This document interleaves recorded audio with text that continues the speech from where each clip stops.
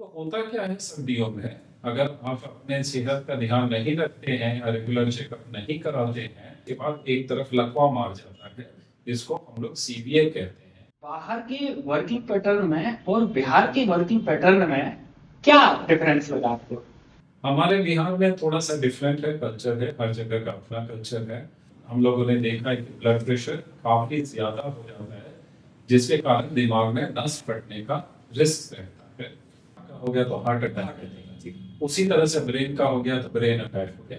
हो सकता है कि अगले 10 साल 20 साल या हमारे जीवन काल में इसके लिए निकल जाए, क्योंकि ये नए तरह का है, जैसे जीन लेवल पे इसको हम लोग ट्रीटमेंट करने की कोशिश कर रहे हैं। चाय और हेडेक ये तो बहुत कॉमन चीज है। अच्छा लग रहा है तो चाय बना दो, कुछ खुशी है तो चाय पिला दो, हेडेक हो रहा है तो चाय पिला दो। हेडेक को और माइग्रेन को क्या ये दोनों एक ही चीजें हैं या फिर हेडेक अलग होता है? दर्द तो माइग्रेन में भी होता है। हेडेक है तो उसमें माइग्रेन एक काफी कॉमन हेडेक होता है, लेकिन सारे हेडेक माइग्रेन आपके नहीं।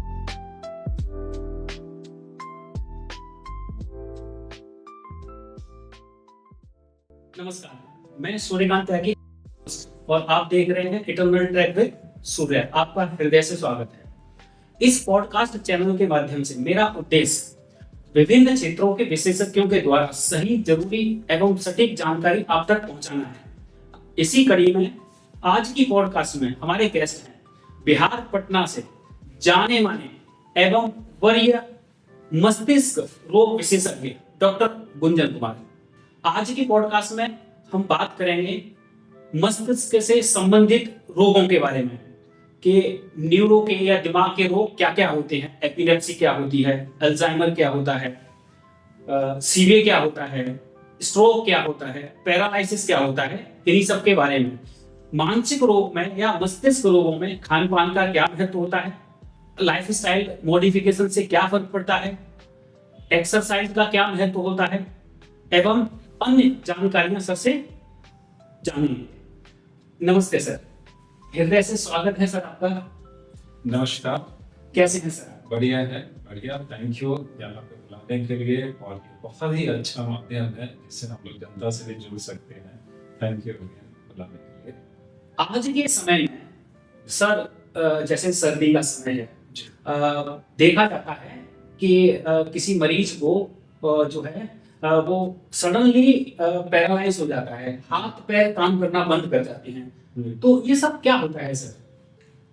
आपने बहुत ही अच्छा मुद्दा उठाया है। आज ही हमारे पास 2 मरीज आए हैं सेम प्रॉब्लम के साथ। होता क्या है कि सर्दियों में जो है लोग लापरवाही ज्यादा करते हैं। अगर हम ध्यान देंगे तो गांव में बहुत लोगों की आदत है कि सुबह सुबह, चाहे सर्दी हो, गर्मी हो, बारिश हो, कुछ भी हो, सुबह सुबह नहाएंगे और ठंडे पानी से नहाएंगे।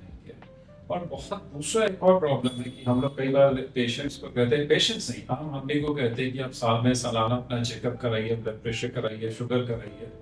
लेकिन उनका कहना है कि सब हम तो ठीक है, ऊपर से देखने में तो हम तो ठीक है, इतने साल में इतना इतना काम करते हैं, नहीं करते हैं।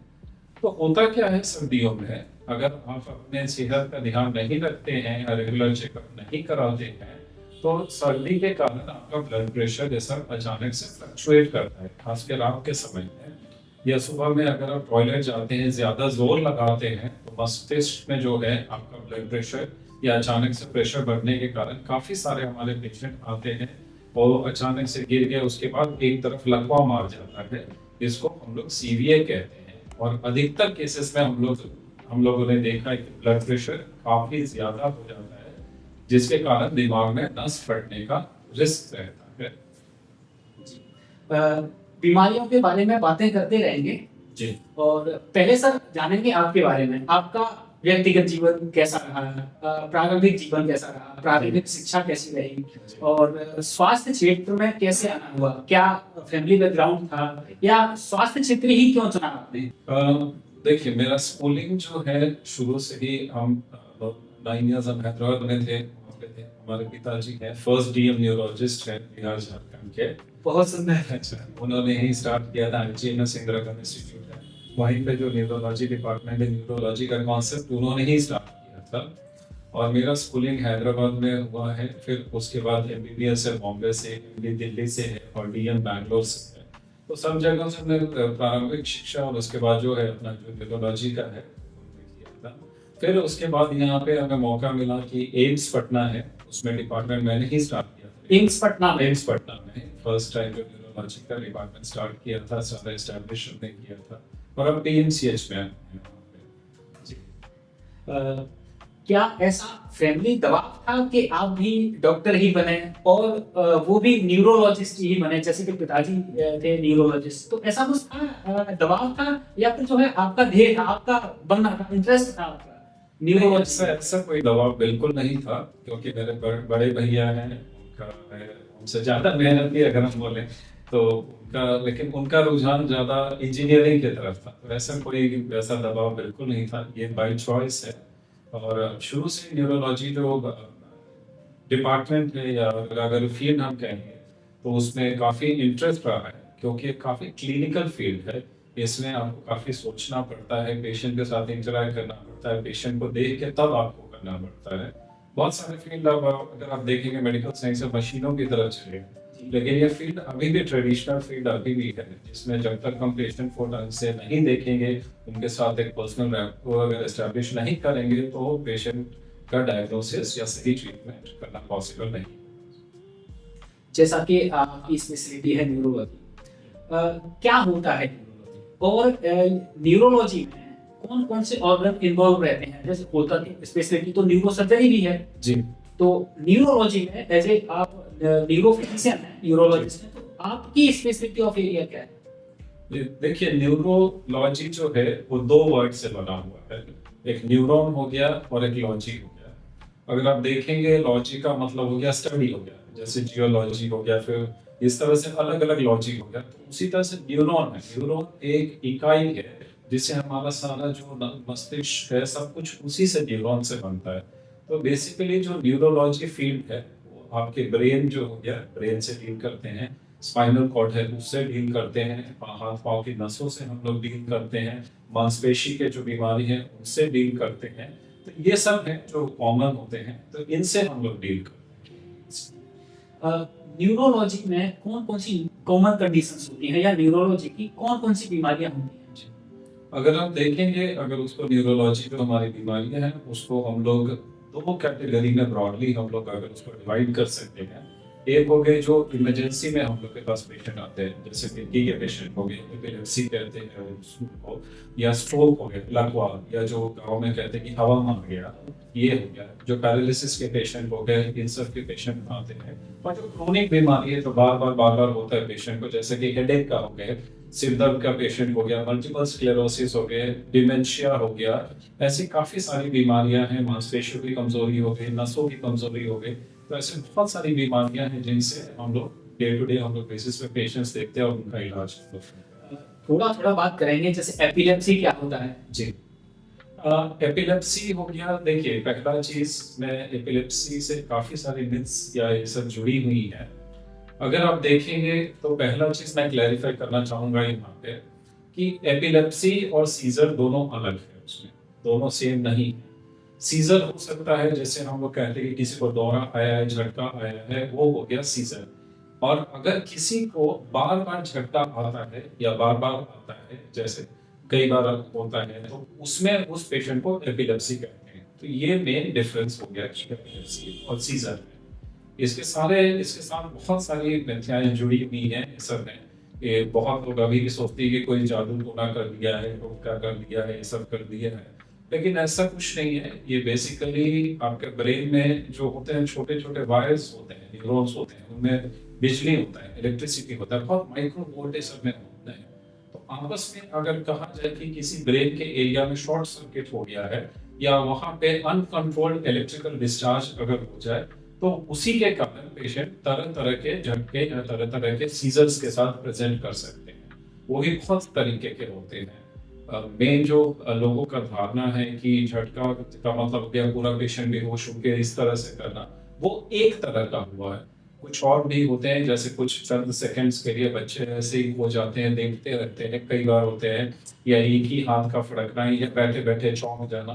तो इस तरह के बहुत सारे होते हैं। तो ये आपका सीजर या और किसी को अगर बार बार आ रहा है तो उसको हम लोग एपिलेप्सी कहते हैं। इसको गांव या देहात की भाषा में दौरा भी बोलते हैं। बिल्कुल, वही है। अलग अलग है, इसको कहते हैं दौरा हो गया, फड़का हो गया, ये सब वर्ड्स जो होते हैं लोकल। और आजकल अगर अगर देखेंगे तो कुछ लोग अंग्रेजी में फिट्स कहते हैं। तो ये सब है कुछ जो टर्म्स लोकल जो कॉमन जो है आम आदमी यूज करता है हमारे पास आते हैं।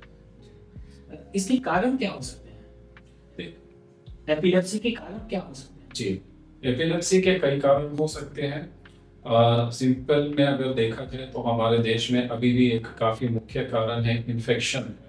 अगर गंदा खाना खाने से जो कीड़ा होता है, न्यूरोसिस्टिक सर्कोसिस कहते हैं, जो कच्चा खाना है या गंदा खाना है उसके थ्रू पेट के थ्रू ब्रेन में जाता है और वो सिस्ट बनाता है, कीड़ा होता है, उसके कारण होता है। और भी कारण हो गए, जैसे हेड इंजरी हो गया, एक्सीडेंट के पास बाद में हो गया, ब्रेन में अगर कोई ट्यूमर है उसके कारण भी हो सकता है, कोई भी इन्फेक्शन है जैसे टीबी हो गया, मेनिंजाइटिस हो गया, ये है उनके साथ कारण भी हो सकता है। एक और मुख्य कारण जो होता है कि ये सब टेस्ट कराने के बावजूद लास्ट में अगर लगता है कि वह जेनेटिक कारण होते हैं, और कई पेशेंट्स में करीब 50% पेशेंट में कई बार कारण मिलता भी नहीं है, उसको इडियोपैथिक हम लोग कहते हैं। तो ये सब कंडीशन हो गए, जैसे हेड इंजरी हो गया, इन्फेक्शन हो गया, ट्यूमर हो गया, तो ये सब मुख्य कारण है जिसके कारण एपिलेप्सी आ सकता है। बात करें सर स्ट्रोक, और स्ट्रोक क्या होता है? स्ट्रोक एक तरह का इमरजेंसी हो गया, जिसको कॉमन भाषा में हम लोग लकवा कहते हैं। ये सीवीए, पैरालिसिस और स्ट्रोक दोनों एक है या अलग अलग है? सीवीए हो गया जैसे सेरेब्रोवास्कुलर एक्सीडेंट हो गया। अगर आप कहेंगे आम आदमी को समझाना है मुझे, तो आम आदमी को क्या कहते हैं, जैसे हार्ट का हो गया तो हार्ट अटैक, उसी तरह से ब्रेन का हो गया तो ब्रेन अटैक हो गया, तो जो उसको सेरेब्रोवास्कुलर एक्सीडेंट हम लोग कहते हैं। और उसका एक सिम्टम होता है पैरालिसिस। पैरालिसिस हो गया कि कोई भी आपका हाथ पांव है या कोई भी अंग है वो अचानक से काम करना बंद कर गया है। जैसे मेरा दाहिना हाथ है, अचानक से दाहिना हाथ उठना बंद हो जाए, तो वो आपका सेरेब्रोवास्कुलर एक्सीडेंट या स्ट्रोक के कारण भी हो सकता है, और भी कई कारण से हो सकते हैं पैरालिसिस। जैसे कि एक्सीडेंट के बाद अगर कमर में नस दब गया है, हड्डी टूट के नस पे दबाव है, तो उसके कारण भी पैरालिसिस हो सकता है। या जीबीएस कहते हैं हम लोग बीमारी, उसमें भी पैरालिसिस है। लेकिन जो ये अगर सेरेब्रोवास्कुलर एक्सीडेंट है उसके कारण अमूमन जो पैरालिसिस होता है एक तरफा होता है। इनके कारण क्या होते हैं? इसके कारण होते हैं, अगर किसी आम आदमी को समझाना हो तो, या किसी पेशेंट को अगर हम लोग एक्सप्लेन करते हैं, तो मेरा साफ साफ इसी तरह का तरीका होता है कि आपके पास दो कारण हैं। एक कारण हो गया जिसको आप कंट्रोल कर सकते हैं, जो आपके कंट्रोल में है, जिनको आप मॉडिफाई कर सकते हैं, या कुछ कारण है जिनको आप मॉडिफाई नहीं कर सकते हैं। जिनको आप मॉडिफाई नहीं कर सकते हैं वो हो गया आपका जैसे जेनेटिक फैक्टर्स है, आप जो जीन्स लेके पैदा हुए हैं, आपका जो फैमिली हिस्ट्री है उसको आप चेंज नहीं कर सकते हैं। आपका जो जेंडर हो गया उसको आप चेंज नहीं कर सकते हैं। यूजुअली जेंट्स में ज़्यादा होता है इसमें। और फैमिली हिस्ट्री अगर है तो फैमिली हिस्ट्री हार्ट अटैक का हिस्ट्री है, स्ट्रोक का हिस्ट्री है, लकवा का हिस्ट्री है, तो चांसेस ज़्यादा है। प्लस आपका जो है एनवायरनमेंट हो गया, जो जिनको मॉडिफाई कर सकते हैं, हो गया ब्लड प्रेशर, शुगर, स्मोकिंग या खैनी का सेवन करना, ये सब बहुत हाई रिस्क फैक्टर है। प्लस अगर फैमिली हिस्ट्री है या हार्ट के कोई कंडीशन है, वॉल्व का कंडीशन है, या कुछ दवाइयाँ अगर आप लेते हैं इस तरह के लेते हैं, या आपका दिनचर्या सही नहीं है, आपका वेट ज़्यादा है, आपका खान पान ठीक नहीं है, बाहर का खाना ज़्यादा खाते हैं, तेल घी ज़्यादा लेते हैं, तो ये सब हो गए आपके जो रिस्क फैक्टर्स है जिनको आप कंट्रोल कर सकते हैं। और जो रिस्क फैक्टर्स कंट्रोल नहीं कर सकते वो हो गया आपके जेनेटिक फैक्टर्स, फैमिली हिस्ट्री हो गया, ये सब हो गए जिनको आप कंट्रोल या चेंज नहीं कर सकते। मस्तिष्क से संबंधित या न्यूरोलॉजी से संबंधित बुजुर्गों में या एल्डर एज में कौन कौन सी बीमारियां होती हैं? एल्डरली एज में जो बीमारी हम लोग देखते हैं, काफी जो एल्डरली पेशेंट्स में ही मेनली हम लोग देखते हैं, वो है एक पार्किंसंस हो गया और दूसरा डिमेंशिया हो गया। काफी लोगों को लगता है कि डिमेंशिया का मतलब है अल्जाइमर्स, लेकिन अल्जाइमर्स एक टाइप ऑफ डिमेंशिया हो गया आपका, जिसमें है कि याददाश्त कमजोर होना। आपका डिमेंशिया है उसमें कई चीजें होती हैं। पहला चीज हो गया याददाश्त कमजोर होना।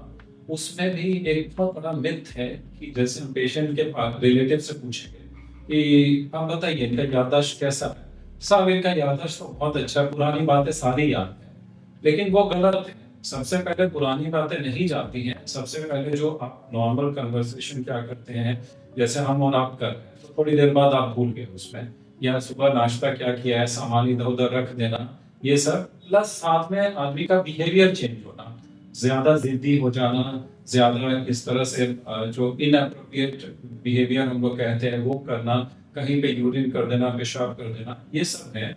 और पार्किंसन जो होता है, पार्किंसन में बेसिकली उसमें भी अलग अलग होते हैं, जो टिपिकल एटिपिकल हम लोग भाषा में कहते हैं।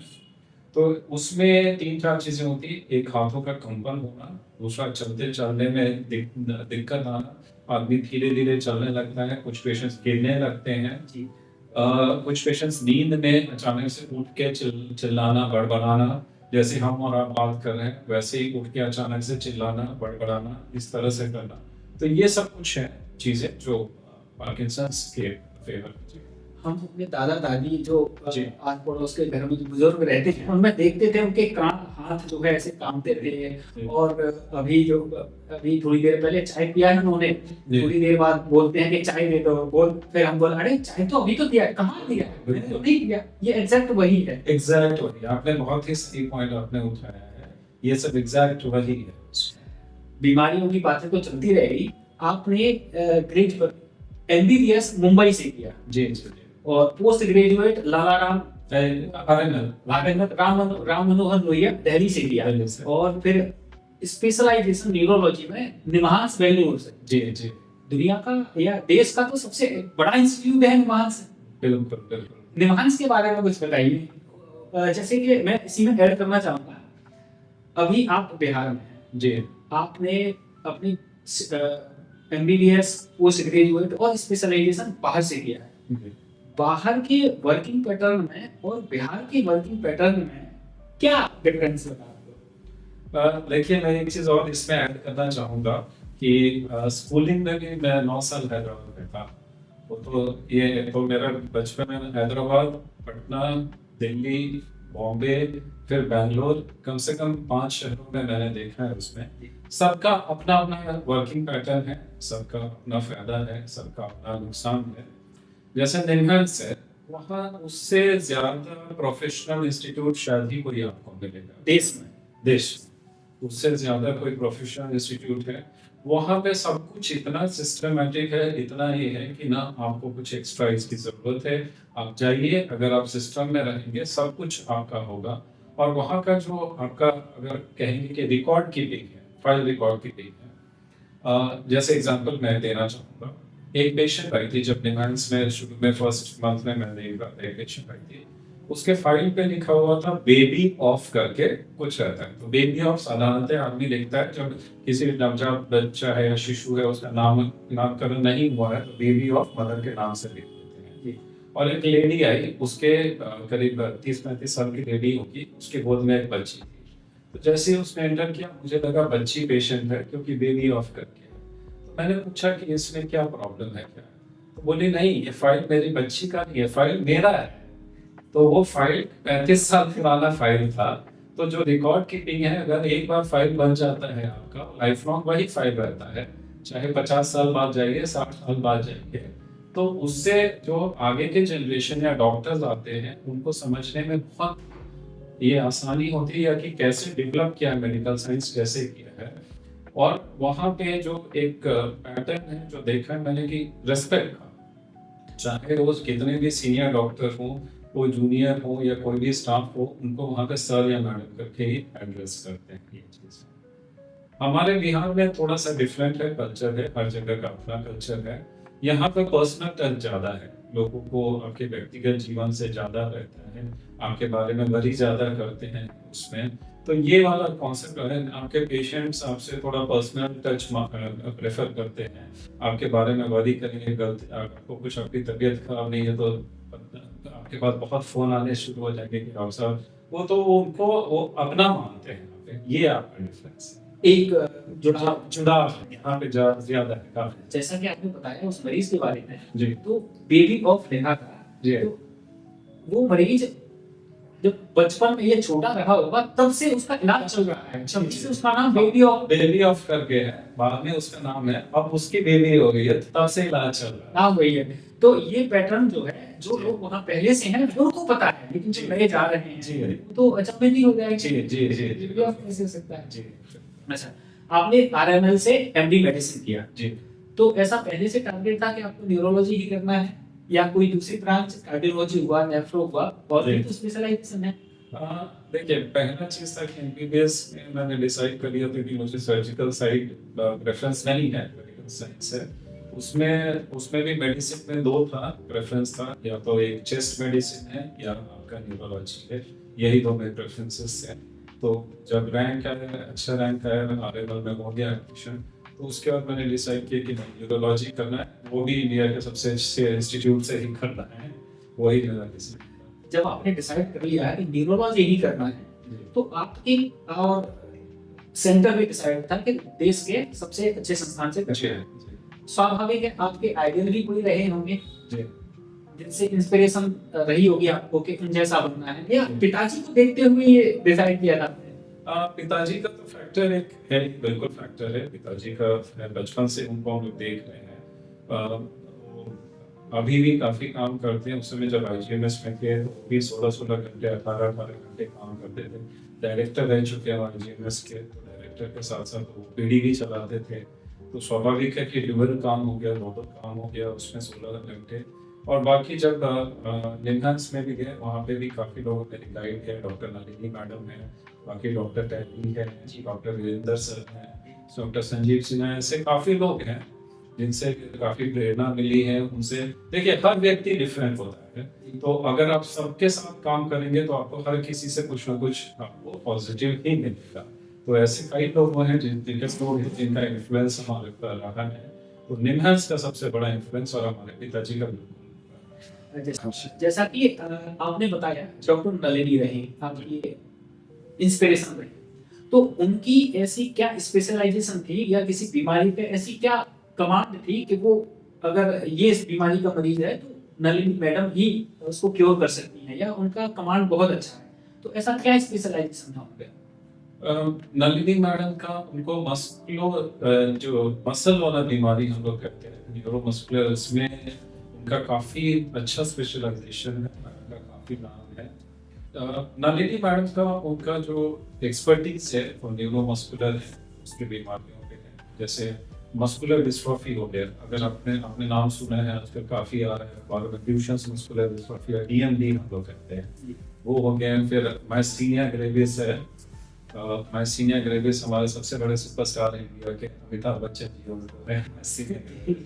मायस्थीनिया ग्रेविस हो गया, और नर्व्स की बीमारी हो गई, तो इन सब पे उनका एक्सपर्टीज है, काफी बड़ा नाम है उनका। इसी से आप प्रभावित थे? जी बिल्कुल बिल्कुल, उनके फील्ड से, उनके काम करने के तरीके से, उनके डेडिकेशन से, और उनके वर्क एथिक से, सबसे ज्यादा जो एथिक्स है उससे बहुत ज्यादा प्रभावित। निम्हांस जो है देश का सबसे प्रतिष्ठित संस्थान है न्यूरो चिकित्सा के लिए। जी।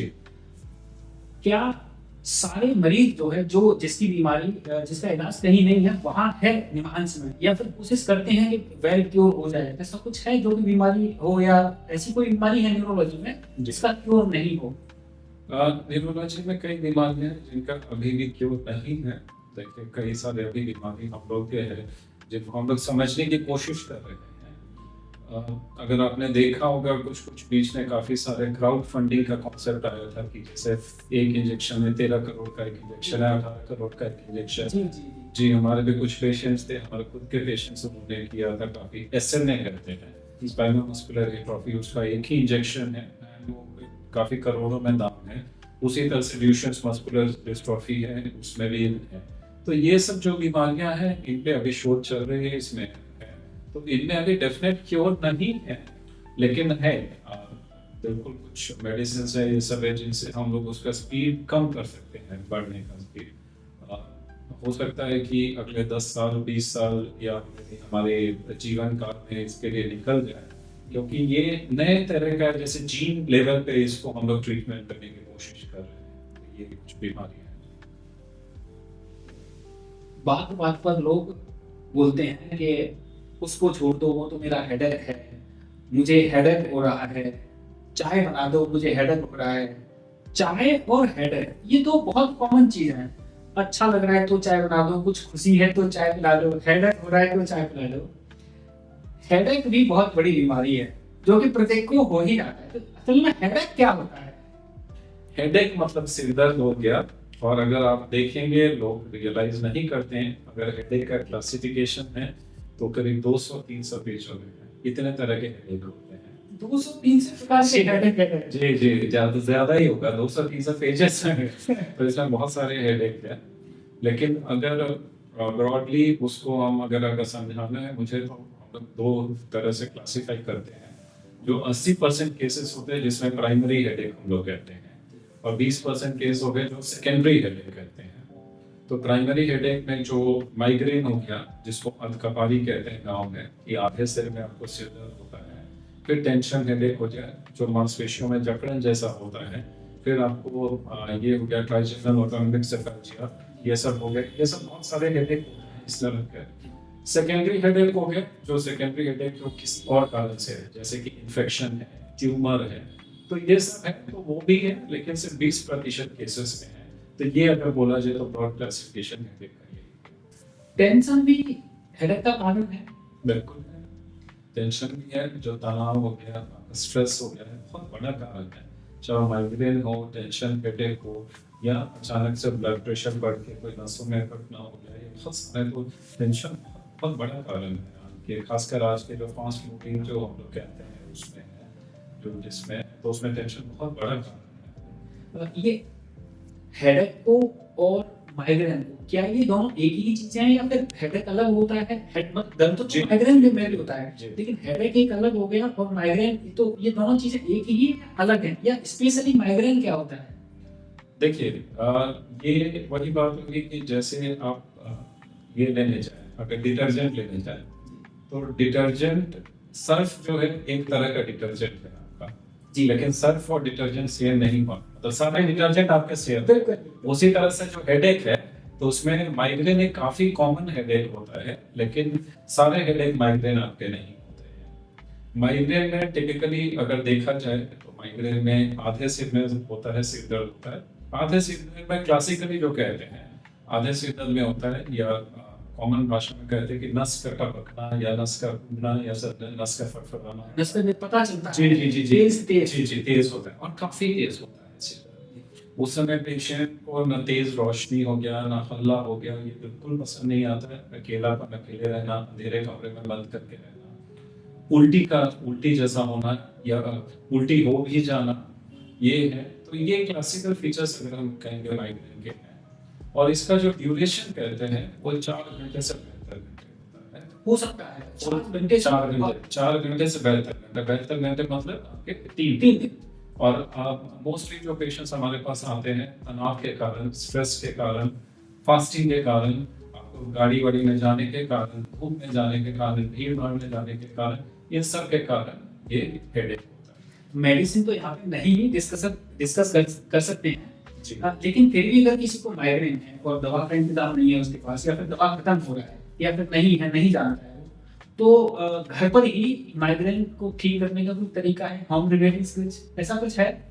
देखिए, माइग्रेन के 2 तरीके हैं ट्रीटमेंट के। एक हो गया जो हम लोग एबॉर्टिव थेरेपी करते हैं, और दूसरा हो गया प्रोफिलैक्टिक थेरेपी हो गया। एबॉर्टिव का हो गया कि अगर आपको हेडेक आया है तो उसको कैसे रोका जाए, क्योंकि माइग्रेन में जो सबसे कॉमन जो लोग मिस्टेक करते हैं वो करते हैं कि सिर दर्द झेलते रहते हैं, बाम लगाते हैं, वो भी बांधते हैं, ये करते हैं, और जब पीक पे या बहुत तेज हो जाता है सिर दर्द तब दवाई लेते हैं, इधर उधर के इंजेक्शन लेते हैं, ये सब लेते हैं। लेकिन माइग्रेन में खास बात है कि अगर आपका सिर दर्द बहुत तेज हो गया तो उसके बाद दवाइयाँ काम ये नहीं करेंगे, बहुत कम दवाई खाएंगे। ये हो गया आपका एबोर्टिव थेरेपी। इसमें तरह तरह की दवाइयाँ हैं जो आपको सूट करती हैं, आप बिल्कुल ले सकते हैं। अगर आपके पास दवाई नहीं है तो कोशिश कीजिए, बाम लगाइए, कुछ भी कीजिए, सो जाइए, सोने से। और दूसरा हो गया प्रोफिलैक्टिक थेरेपी है।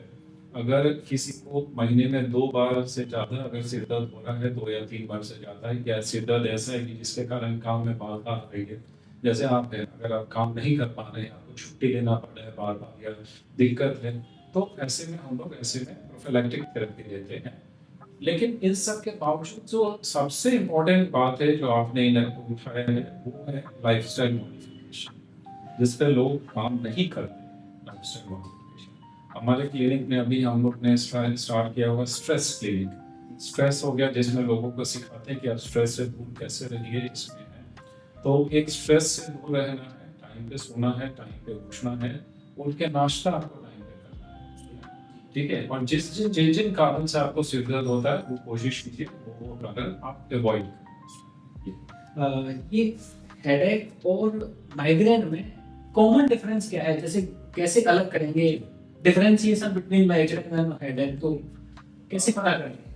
देखिए, माइग्रेन हो गया एक आपका टाइप ऑफ प्राइमरी हेडेक हो गया।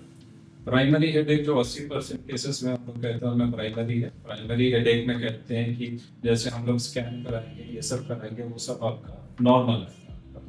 और जो सेकेंडरी हेडेक हो गया, सेकेंडरी हेडेक हो गया जो जिनमें हमें थोड़ा डेंजरस टाइप ऑफ हेडेक जो कहते हैं, वो हो गया अगर इन्फेक्शन के कारण हो गया, ट्यूमर के कारण हो गया, तो दोनों में डिफरेंस होता है। माइग्रेन हो गया जैसे आपका आधा हो गया, टिस करना हो गया, ये सब हो गया, और सोने से रेस्ट मिलता है। आवाज से चिड़चिड़ापन हो गया, लाइट से चिड़चिड़ापन हो गया, आंखों में भारीपन होना, आंसू जैसा आना, आंख छोटा हो जाना, ये सब होता है। लेकिन अगर आपको अचानक से लाइफ में बहुत तेज दर्द हुआ है, अचानक से इस ऐसा दर्द जो कभी जीवन में नहीं हुआ, तो एक आपका डेंजर साइन हो गया। दूसरा डेंजर साइन हो गया कि अगर लेटने पे सिर दर्द है, सुबह उठते हैं तो हमारा उठते ही माथा अगर भारी लग रहा है। तीसरा हो गया कि कोई एक तरफ हाथों में झंझनापन होना, कमजोरी जैसा होना, या आपको डबल डबल दिखना, दो दो दिखना ऐसा है, या बुखार के साथ सिर दर्द है, तो ये सब कुछ साइंस है। या सिर दर्द के साथ बहुत तेज उल्टी होना, ये सब होना, तो ये सब कुछ साइंस है, सिम्टम्स है, जिनको हम लोग कहते हैं डेंजर साइन है। ऐसे में पेशेंट को तुरंत एक स्कैन कराना चाहिए। न्यूरोलॉजिकल इमरजेंसीज क्या क्या होती है? जी, अगर आप देखेंगे सबसे ज्यादा इमरजेंसीज 2 डिपार्टमेंट में होती हैं, एक आपका कार्डियक हो गया और एक आपका न्यूरो हो गया। तो कार्डियक में जैसे हार्ट अटैक है, वैसे ही हमारी ब्रेन अटैक हो गई, जो जिसको लकवा या सेरेब्रोवास्कुलर एक्सीडेंट कहते हैं। उसको आइडेंटिफाई करने के लिए अलग अलग चीज है, जैसे कि चेहरे में अगर चेहरे का अगर टेढ़ापन होना, ये हो गया, बोली में लड़खड़ाहट होना, चलने में लड़खड़ाहट होना, या किसी का हाथ नहीं उठता, ये सब अचानक से हुआ, तो ये सब चीजें हो गई जो आपको लकवा का हमेशा होगा। दूसरा इमरजेंसी हो गया, इन्फेक्शन हो गया, ब्रेन में मेनिंजाइटिस है। दिमागी बुखार मेनिंजाइटिस को ही बोलते हैं। जी, दिमागी बुखार एक ब्रॉड टर्म हो गया। एक मेनिंजाइटिस हो गया, एक एंसेफेलाइटिस हो गया, दोनों में डिफरेंस होता है। लेकिन दिमागी बुखार अगर देखा जाए, जिसके लक्षण होते हैं कि सिर दर्द होना, उल्टी होना, झटका जैसा आना, बेहोशी होना, ये सब है, तो इन सब चीजों में है, या डबल डबल दिखना, ये सब हो गए जो कुछ चीजें हैं जो दिमागी बुखार के। फिर आपका इमरजेंसी में हो गया एपिलेप्सी हो गया, फिर आपका हेडेक भी इमरजेंसी में आता है। जैसे माइग्रेन में भी एक कंडीशन होता है स्टेटस माइग्रेनस, कि अगर माइग्रेन 72 घंटे से भी ऊपर अगर कंटिन्यू हुए जा रहा है, पेशेंट बिल्कुल उल्टी पे उल्टी भी किया जा रहा है, तो वो भी एक तरह का इमरजेंसी हो गया। जो ये मेन जो इमरजेंसी हम लोग देखते हैं। और दूसरा फिर पैरालिसिस हो गया आपका, GDS, ये सब और भी बहुत सारे कंडीशन है, लेकिन ये जो मेन इमरजेंसी सब मौसम का न्यूरोलॉजिकल हेल्थ पे क्या इम्पैक्ट होता है? जैसे सर्दी आ गई, सर्दी में क्या विशेष होगा, या क्यों न्यूरोलॉजिकल दशा से देखें तो क्या क्या परहेज रखने चाहिए? और गर्मी का, सीधी सी बात है, गर्मी और सर्दी का इन मौसम का न्यूरोलॉजिकल हेल्थ पे क्या फर्क पड़ता है? जी, सर्दी का तो काफी है। आपने जैसे शुरू में ही आपने बहुत अच्छा पॉइंट उठाया कि बहुत सारे पेशेंट आ रहे हैं अभी सर्दियों में आ रहे हैं जो लकवे के साथ हैं। सर्दियों में अचानक हम लोग ने देखा कि काफ़ी सारे पेशेंट बढ़ जाते हैं, इसके लकवे के पेशेंट्स बढ़ जाते हैं। कई लोग दवाई किसी कारण छूट जाता है, ये सब, या बीपी की दवाई नहीं लेते हैं, या ठंड के एक्सपोजर से, जैसे बिना टोपी के ठंड में चले गए, तो इनसे लकवा का रिस्क काफ़ी बढ़ जाता है। दूसरा जो हम लोग सीजनल वेरिएशन देखते हैं, वो एक कंडीशन होता है, जीबीएस कहते हैं उसमें, जिसमें पूरा पैरालिसिस हो जाता है, दोनों हाथ दोनों पाँव में होता है। तो ऐसा जब भी कोई सर्दी खांसी का आता है, जैसे कोविड के बाद या अभी भी हम लोग देख रहे हैं, तो उसमें ये सब इन्फेक्शन के 4 हफ्ते के अंदर में काफ़ी सारे पेशेंट्स हमारे पास आते हैं इसके साथ। माइग्रेन के पेशेंट्स अगर आप देखेंगे तो उनको सीजनल वेरिएशन या उससे काफ़ी फर्क पड़ता है। कुछ पेशेंट आते हैं जिनमें ठंड में बढ़ जाते हैं, बेसिक दर्द है, या अधिकतर पेशेंट्स को गर्मियों में, धूप में जाने से, गर्मी से उनका सिर दर्द काफ़ी बढ़ने का रिस्क रहता है।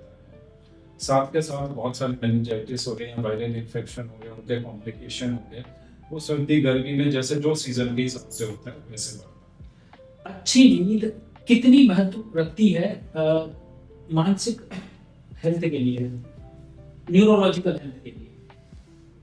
बहुत ज़्यादा। अगर हमसे पूछेंगे तो अच्छी नींद स्ट्रेस ये सबसे ज़्यादा है। अगर आप देखेंगे स्टडीज अभी आ रहे हैं, उसमें कहना है कि अगर आपकी नींद पूरी है, अगर आप ढंग से नींद लेते हैं, तो आपको डिमेंशिया या याददाश्त की कमजोरी होने के चांसेस काफ़ी कम हो जाते हैं। ये बहुत ज़रूरी है। दूसरा है कि अगर आपकी नींद अच्छी है, या रात में बार बार उठते नहीं हैं, ये सब नहीं करते हैं, तो आपका ब्लड प्रेशर भी काफ़ी संतुलित रहता है, आपका बॉडी का जो ये सब कुछ बैलेंस काफ़ी संतुलित रहता है, और उससे बॉडी आपका रिकवर भी करता है, आपकी याददाश्त भी बढ़िया रहती है, स्ट्रोक के चांसेस कम हो जाते हैं।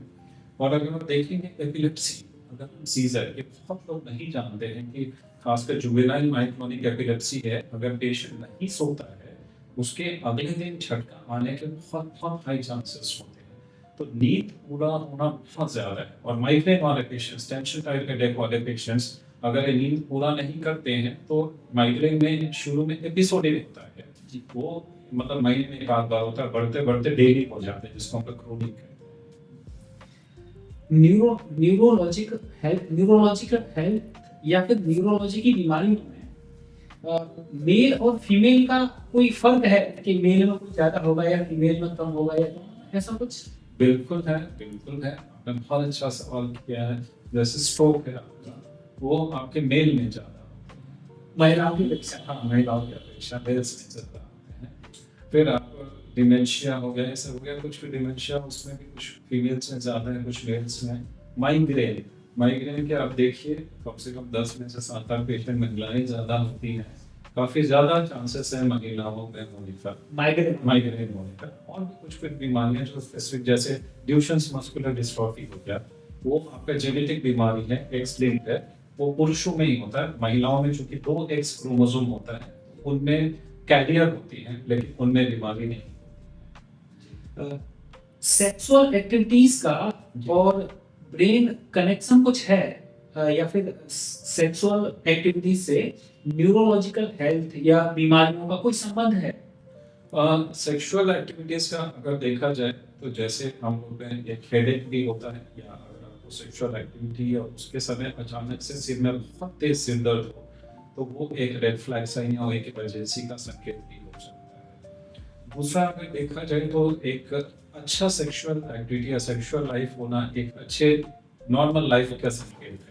अगर आपका सेक्सुअल लाइफ अच्छा नहीं है, ये नहीं है, तो फिर उसमें आपका जो स्ट्रेस लेवल बढ़ने का संकेत रहता है। तीसरा होता है, कुछ कंडीशंस होती है जो नसें जिसमें कमजोर होती है, जैसे कि पार्किंसंस हो गया, पार्किंसन प्लस हो गया, डायबिटीज हो गया। तो डायबिटीज में नस कमजोर होने का सबसे पहला संकेत होता है कि आपका इरेक्शन में प्रॉब्लम होना या आपके सेक्सुअल एक्टिविटी में दिक्कत आना, जो कि अनफॉर्चुनेटली हमारे देश में डिस्कस नहीं किया जाता है, जो कि बहुत बड़ा कारण भी है जी, सेक्सुअल लाइफ को लेकर। और जी, सेक्स लाइफ अच्छी नहीं रहेगी, स्ट्रेस रहेगा। बिल्कुल बिल्कुल बिल्कुल। तो डायबिटीज का नसों में कमजोरी होने का सबसे पहला संकेत में से ये है आपका सेक्सुअल लाइफ इफेक्ट होना। एज फैक्टर कुछ डिफरेंशिएट करता है या प्रभाव डालता है न्यूरोलॉजिकल डिसऑर्डर में या दिमागी बीमारियों में? वो बढ़ती उम्र का, जैसे डिजेनरेशन। जी, देखिए बहुत सारी बीमारियां हैं जो एज के हिसाब से होती हैं, जैसे आपका मस्कुलर डिस्ट्रॉफी हो गई, काफी सारी है, या ल्यूशंस हो गए, तो साधारणतः हम लोग 10 से 20 साल की उम्र में अपने बच्चों में देखते हैं।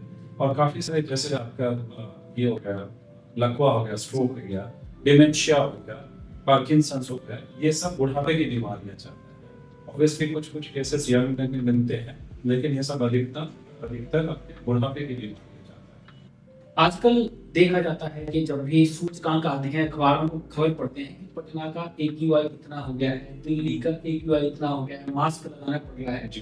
तो ये पॉल्यूशन का दिमागी बीमारियों में या न्यूरोलॉजिकल हेल्थ पर कितना इम्पैक्ट है?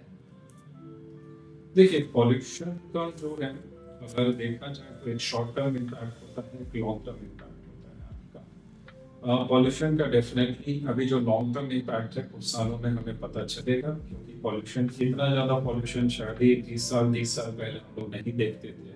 अभी सब जगह कंस्ट्रक्शन है, सब है, तो दिमागी डिमेंशिया ज़्यादा होता है, लकवा होने के चांसेस ज़्यादा होते हैं, एलर्जी के प्रॉब्लम्स ज़्यादा हैं। तो ये सब जो हो गया शॉर्ट टर्म और लॉन्ग टर्म दोनों इम्पैक्ट इसका डेफिनेटली होता है। एडिक्शन की कितने इम्पोर्टेंट आजकल, जैसे कि आजकल जिसको देखो पार्टी कर रहा है, न्यू ईयर आ रही तो पार्टी, सैटरडे नाइट है तो पार्टी, अल्कोहल, स्मोकिंग, इन सब का कितना इम्पैक्ट है?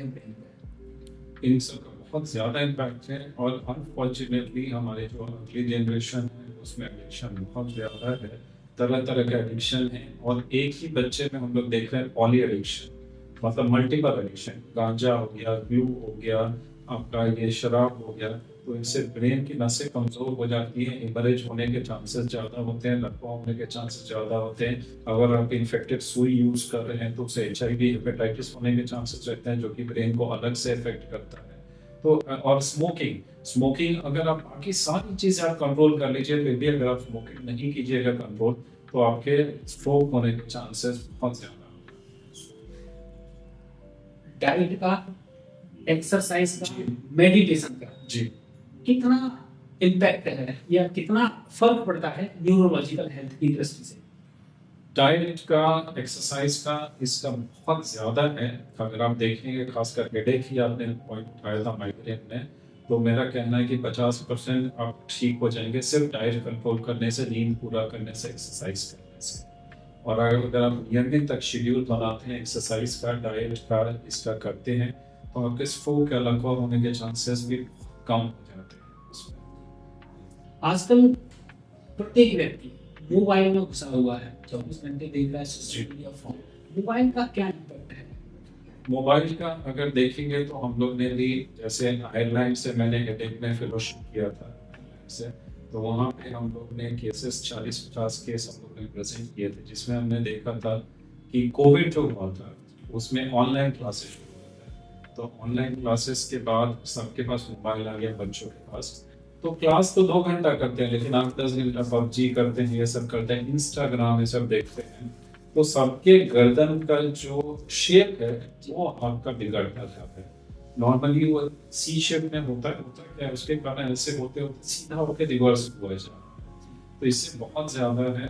दूसरा है, बच्चों में चिड़चिड़ापन बहुत ज़्यादा देख रहे हैं, लड़कों में खासकर ऑटिज्म की बीमारियां बढ़ती जा रही हैं। अगर आप 2 साल से कम स्क्रीन दे रहे हैं, मोबाइल दे रहे हैं बच्चों को, और चिड़चिड़ापन इसलिए कि मोबाइल देखते हैं तो आपको आदत क्या हुआ, ये वीडियो नहीं है तो नेक्स्ट पे चले, इसके तो बाद आपको देना तो इंस्टेंट ग्रेटिफिकेशन की आपकी आदत पड़ती है। तो अगर फोन देख रहे हैं तो कैसे, उसके लिए कुछ पोजीशन होती है या जी, कुछ समय रहता जी, है?